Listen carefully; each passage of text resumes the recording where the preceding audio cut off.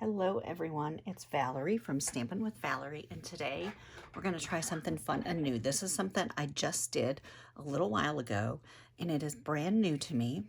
I used a tea bag that I had unfolded, and you can see where the actual tea bag was in here, and I stamped on it with some StazOn ink, and I watercolored it with some Stampin' Up! Inks. So I thought we would do something similar to this. It probably won't be exactly like this, and then use it on a card and make a really pretty birthday card. And the stamp set we'll be using is Notes of Nature, and that's a new one from Stampin' Up! I think it's in their January to May catalog or whatever that catalog is. I'm not sure. I know it's brand new. I'm not sure if it's available till May or not.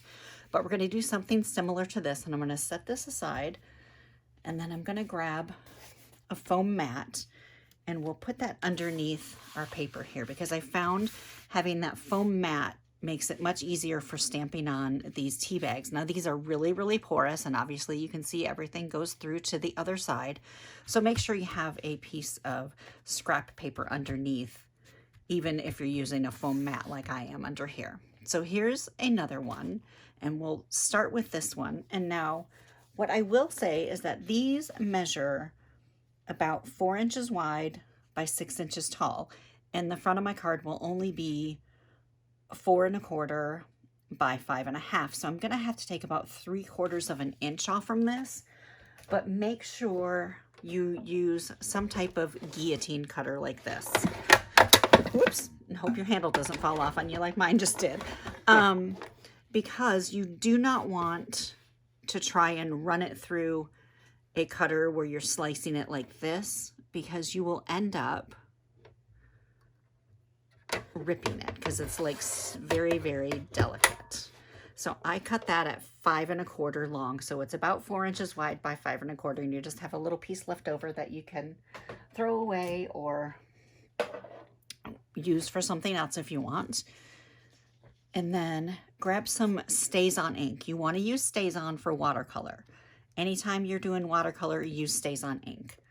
So let's get our ink open. And of course, StazOn has that funky little plastic thing at the top. And then there's also a special cleaner for your rubber stamps too. It's StazOn all-purpose cleaner, and you want to use that to clean your stamps with, because it will stain your stamps. And I have used it on all of these stamps, as you can see, and it got everything off. But I also, and I'll show you, I use my little Stampin' scrubber as well. So let's just start by stamping a couple of things on here. Let's get this first one, this one that says Field Notes, and it has all the numbers. That's this one I have up in the corner over here. And I'll probably put it up in that same corner, because I like that it, make sure I get it good and inked. My StazOn pad has a little dip in the center, so sometimes my stamps don't get StazOn ink on the center. And I'm going to put that up in that left corner again. And then I'll just quickly show you how I clean this stamp, just so you know. You just rub this cleaner on and let it set for a minute, and you can see that it's getting really kind of wet and gooey.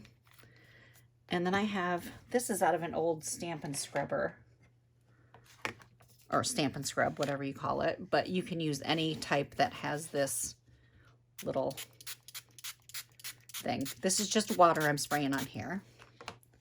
I always add a little bit of water to it, and then I just scrub it in the center, and then you can see that kind of foams up. That cleaner does a little bit with the water like that. And then scrub it off in a dry area to get all of that cleaner off from it, and you're done. And now the next one I clean, I can just kind of scrub in that center. I don't even have to put this on there, and it'll come clean. So that's just a handy little tip for when you're using StazOn ink. Oh, my paper stuck to the bottom of that. I'm like, where'd my paper go? So there we go. We got that one stamped. We'll let that dry. I'm going to stamp these beautiful leaves as well. And I'll probably just put a couple of these on here for sure. I kind of want some up here. Maybe we'll get a little bit on the edge up there and a little bit down on this bottom edge too. And then I'll just scrub that stamp real quick. And as you can see, that all came off really well, just using what was left over on that scrubby. Now, I want to stamp this on there, and I did it in here on Stays On, but I think I want to use a different color ink for this little crosshatch. So I'm not going to stamp that part yet, because if I do in a different ink, then that ink will run all over once I get the, do the watercolor. So let's just do these little flowers. And I'm just kind of doing a little bit of everything all over the place. Not really in any set pattern, but just to get them on there. And what I like about these little flowers is, and you can see I didn't get that one stamped quite as well as the other two, but that's okay because once we watercolor, you're not even gonna notice. And then we'll put this little, I don't know, it looks like a hibiscus to me, but I'm not sure if that's what it is. Put this little flower on here. We'll make sure we definitely get a couple of those. And maybe just a little partial thing at the bottom.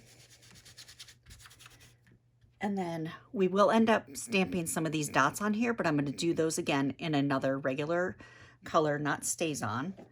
And that'll just add something extra when we get done. All right, I think we are done with the Stays On for now. Now, I'm going to use a water painter. I don't know if you've seen these where you fill this with water and then you've got the brush at the end. But you can use regular paintbrush if you want, with just water to dip in. It doesn't matter. It's however you want to do it. This is just what I prefer, and it's easiest for me because then I'm not keeping a jar of water in on my desk that I'm going to end up spilling, because that's what I would do. All right.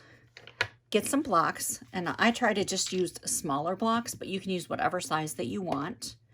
And then choose what colors you want to use. I'm going to start with Old Olive because I'm going to do all of the leaves first. And now, depending on how much ink you end up using, just stamp it on your ink pad and get some ink on it, because that's the ink we're going to use for our watercoloring. And I'm going to set it right there. I had to make sure my mat was there. If your brush is extremely wet, your ink is going to run a little bit more, and I'll show you how I did that with this one. I had my ink, or my brush, a little bit more wet, and my ink ran more. So it depends on how much you want your ink to run. So I'm just going to dip my water painter into that ink, and then I'm just going to paint on these leaves. And I think I need this brush a little bit more wet, not super wet. So I'm just going to squeeze a little bit of water out and dab it a little bit on a paper towel.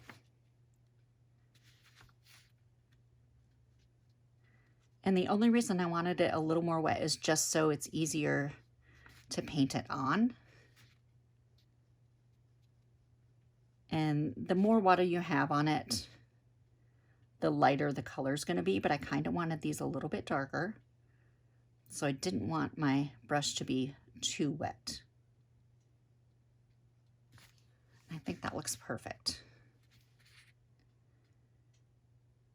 I tried to kind of outline just a little bit, and I am not a master watercolor by any means. So if you have a better way of doing it, do it your way. Do it the way you're most comfortable with it. Because this is even something more new to me. I've only done watercolor a couple of times like this. And maybe I'll try to do some more videos and get better at it and give you some better tips and tricks. But for now, these are my tips and tricks. Outline what you're coloring in first, so then you kind of stay in a little bit better. But if you want it to look a little more blurry, then go ahead and get more water going on.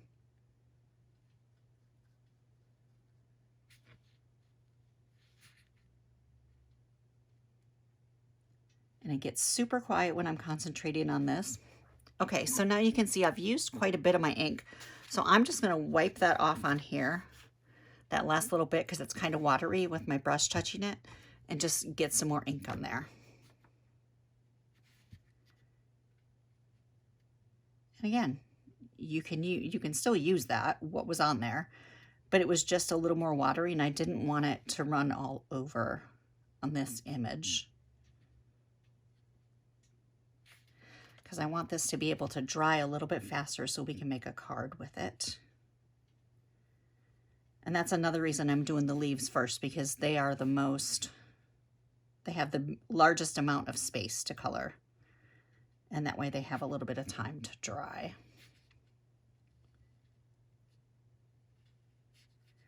Now you can also do like varying colors. You could outline with the old olive and then fill it in with something lighter if you wanted to. Or you could even just outline and leave the outline and not color the entire leaf in. But I like the way it looks when it's all colored in. I think that just looked pretty. When I did this one earlier, I thought it turned out really nice. And even some of these leaves, you can see these ones are darker than these ones, and these ones are darker too. And that's okay, because obviously we know in nature, that's how things are. Everything's not the exact same color. You get lots of hues, different hues. Okay, so now I'm gonna just kind of get the tip of my brush in, because I'm just gonna do right down these stems.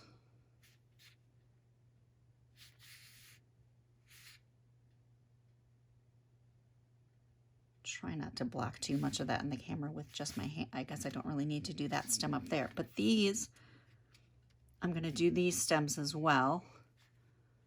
And I got enough right here in the center I think I can use. And these ones are super duper thin, so you just go really light with that very tip. And this is super fine, so I think you can see that, how fine that tip is on there. And you just barely have to touch it to that tea bag paper.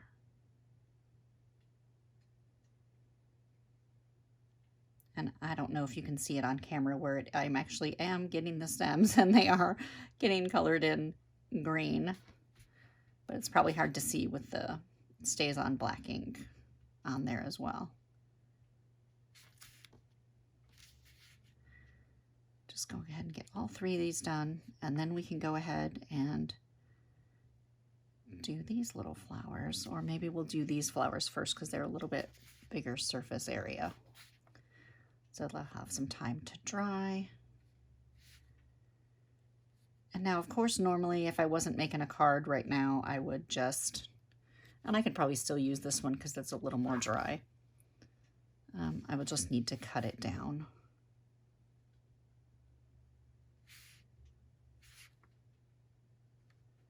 But you know, you can leave these overnight to dry and use them on a project the next day. I think something like this would be great in a junk journal or a scrapbook page as well. But today I just thought it would be fun to make a card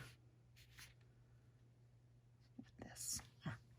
All right, I think I got all of, oh, well, I might as well do these stems too while I've got the old olive out, right?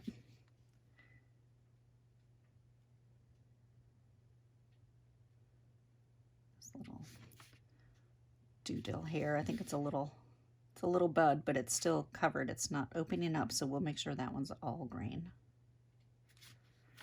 And then we got these ones down here. I still have enough left on here. Perfect. All right, and then we can just wipe that off, and then I'll just clean that off with some water later as well. And then just clean your brush off. You know, if you have an aqua painter, just squeeze a little bit of water out of it. It'll clean that green ink off to get ready for your next color.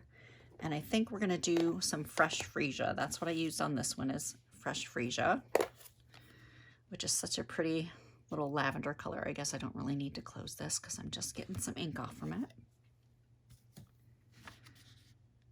And we'll get these Little flowers colored in. And now with this project, I decided I wasn't gonna like mix colors and, you know, shade or anything like that. I figured I would just use single colors.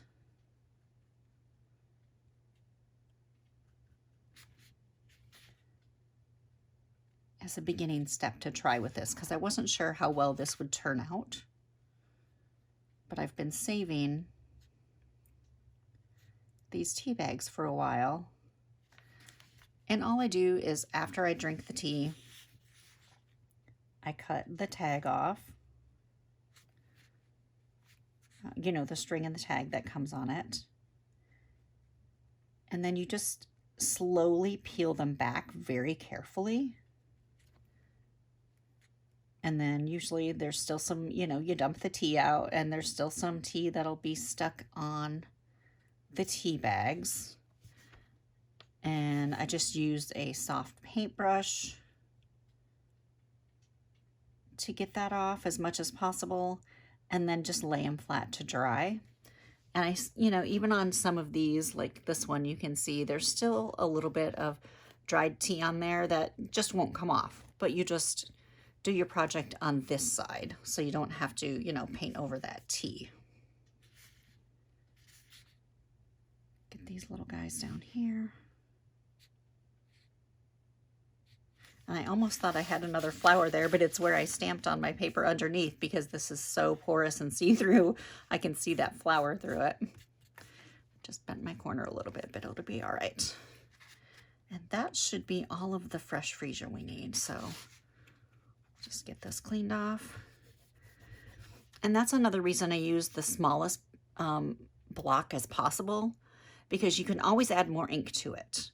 So if I were to get out, you know, a big block and then ink it, and I only used a tiny amount, then I've wasted all that ink. So I try to use the smallest block as possible. Another helpful hint from Val. All right, we'll use some Mango Melody. And that's what we're going to use for these little flowers here to give it a little bit of an orangey yellow color on there. And I love this Mango Melody. It just brings out something extra to this piece when you add that color on there. I'm going to try to use just a little bit on the tip here and try not to let it get too watery. And these are just tiny little, I don't know if it's Queen Anne's lace or whatever it is, but I wanted it to have some color, so we're using Mango Melody for it. And I just don't want my ink to get too watery because then it, you know, spreads. And I don't want this one to spread too much.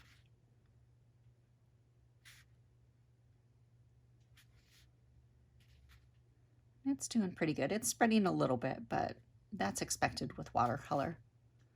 It's never all gonna just stay in one place because that's the water aspect to it. But I think that's turning out really nice like that. And like I said, as I get better at this, maybe I'll have some better tips and tricks, but look how pretty that turned out. Isn't that gorgeous? I think that's beautiful. Go down here and get this one done. Then we'll move on to that one at the bottom, and then we can do a little bit of extra stamping with some other colors. And like I said, you want to do that after you get done with your watercolor, because you don't want to get, you know, too much water on there. And it actually would be ideal to do it once this is completely dry, but we're not going to wait that long today. We'll just go ahead and take care of it and get it done. Actually, I'm doing a little bit better on this one with getting just the tip of this brush in there and not rubbing too much of this part of the brush onto the paper.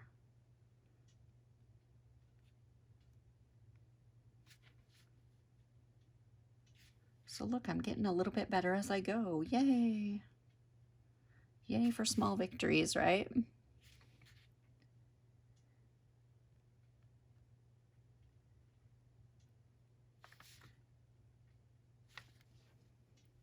Oh, that actually turned out quite well on that part. It's easier to see with white behind it than it is with my hand behind it.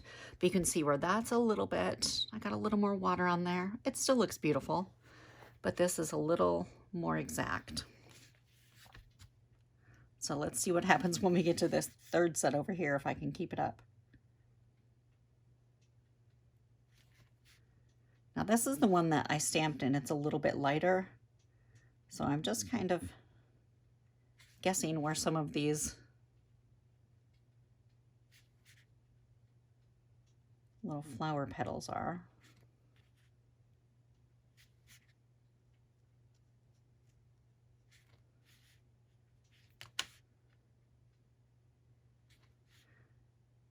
Well, I think I'm doing all right. I had enough stamped on there that I can pretty much see the roundabout area where they are. And some of them are pretty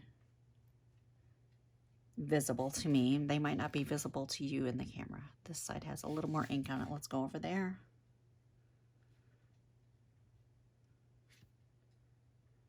Get all that ink off the side, or that little rounded edge. It's not really the side, but the rounded edge of the block holds on to some of that ink too, so make sure you use that if you can, instead of redipping and getting more ink. Because if you don't have to get more ink, don't. All right, now I kind of want to do something over here.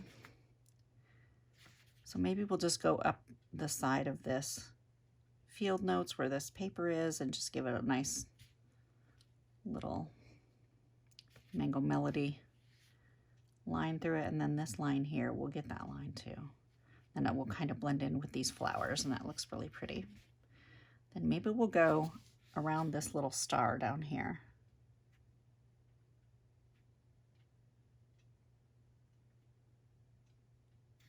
Just add a little something extra. Oh look, I missed these leaves on the corner over here, so we're gonna have to do those leaves real quick. Get some more Old Olive ink. I forgot I put these ones over here. You're probably yelling into the computer or phone, don't forget your leaves. I've got them right here.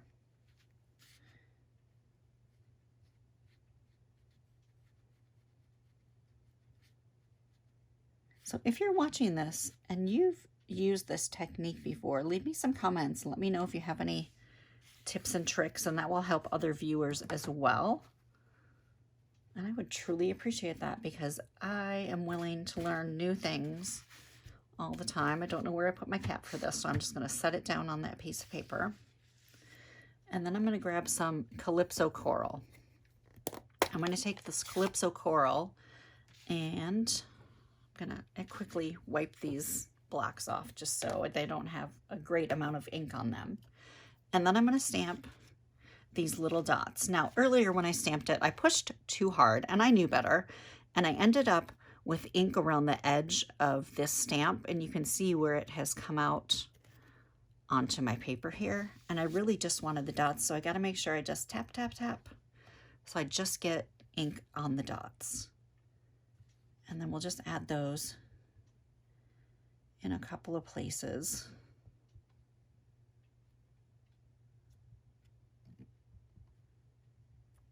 Just to give it a little more background color. And you can do like little spots on the edge. Oh, that's perfect. I like that. Just enough to give it a little extra color. And then I want to use that crosshatch stamp because I think it's fantastic. And we'll do some crumb cake. And now you're thinking crumb cake might not show up on here, but I tested it earlier on another piece to make sure it would show up. And you can see it, and it's perfect. And I like it better than I liked how this Stays On turned out. I like it where it's a little bit lighter with that crumb cake. And then I just want to put a little section here. We can do a little bit at the top. and maybe just a tiny bit in the bottom, just enough to give it a little bit more pattern. I think that looks perfect. Then let me close this ink up before I forget, and that'll give that just a couple extra seconds to dry as well. And so I will show you all of the inks that we used. And I have all the labels on them, and I'll just give you that real quick. Of course, first we use StazOn.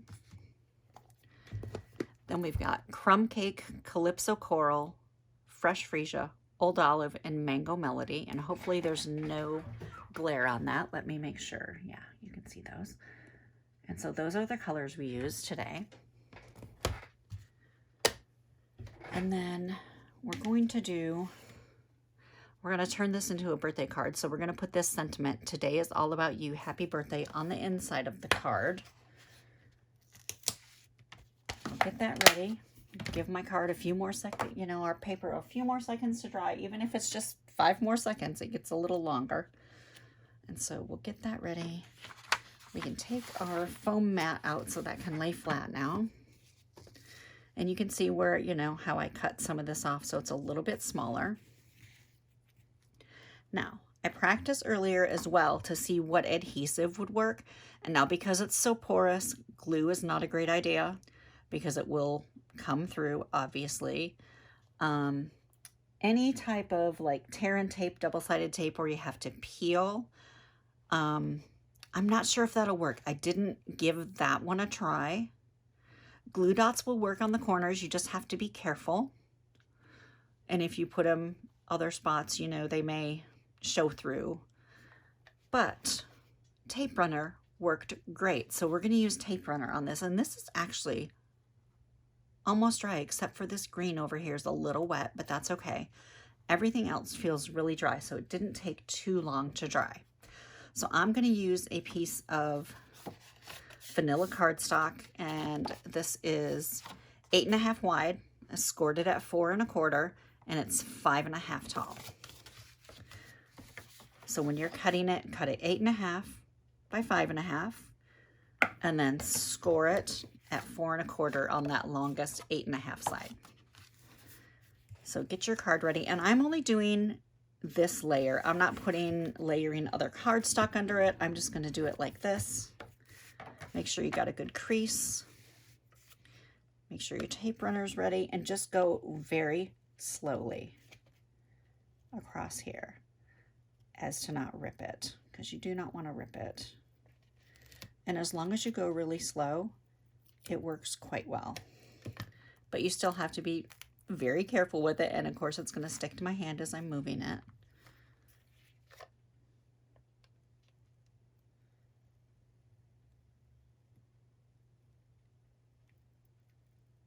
And I don't know, maybe the tear and tape would work really well. You just have to be careful when you take that backing off from it to not end up,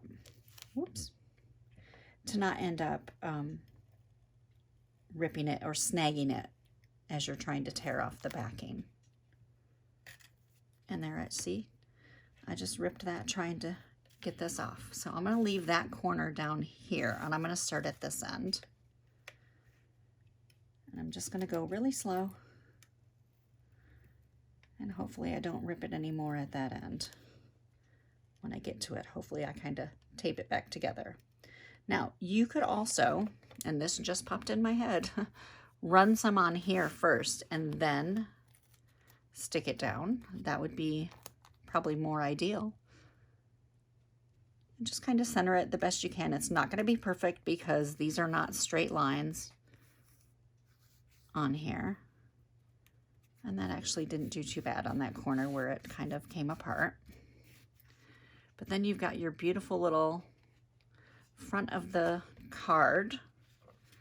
Let's go ahead and put a sentiment on the inside. I'm going to use Memento for my sentiment because it dries pretty quick. And of course, again, this says, "Today is all about you, happy birthday."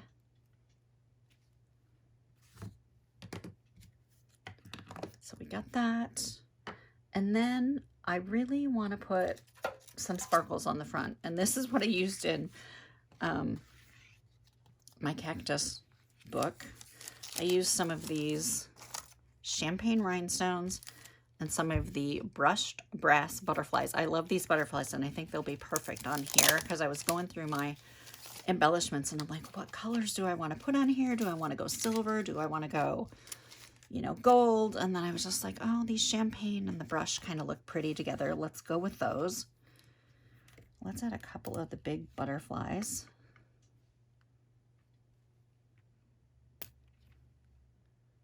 Just in a couple of different spots. Maybe we'll add a little one over here. And then a couple of the small champagne embellishments, I think. I don't want to go right in the center of the card. But I kind of just want to put them randomly in different spots here.